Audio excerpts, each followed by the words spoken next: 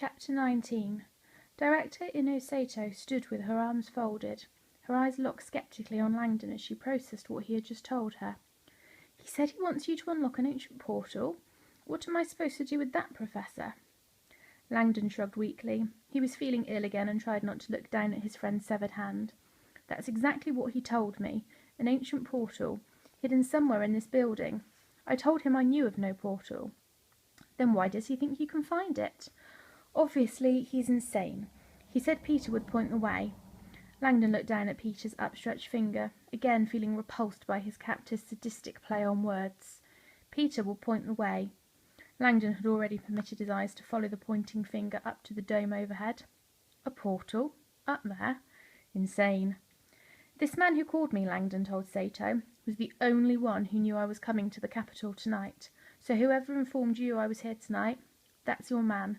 I recommend where I got my information is not your concern, Sato interrupted, voice sharpening. My top priority at the moment is to cooperate with this man, and I have information suggesting you are the only one who can give him what he wants.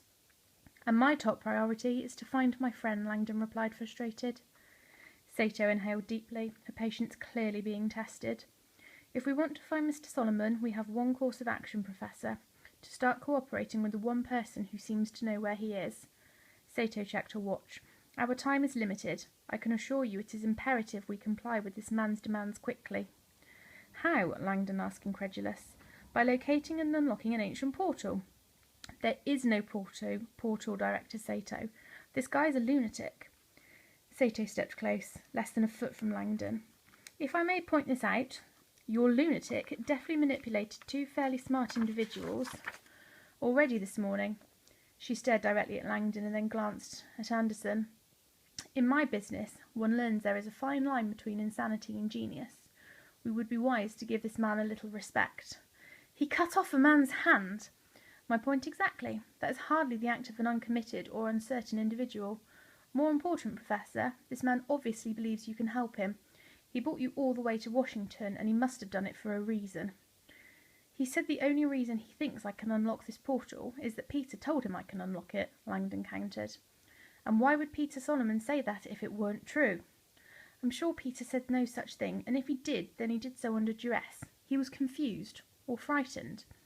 Yes, it's called interrogation or torture, and it's quite effective. All the more reason Mr. Solomon would tell the truth.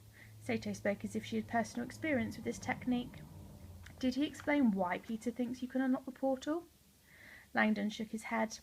Professor, if your reputations are correct, then you and Peter Solomon both show an interest in this sort of thing. Secrets, historical statistics, mysticism, and so on. In all your discussions with Peter, he never once mentioned to you anything about a secret portal in Washington, D.C. Langdon could scarcely believe he was being asked this question by a high-ranking officer of the CIA. I'm certain of it.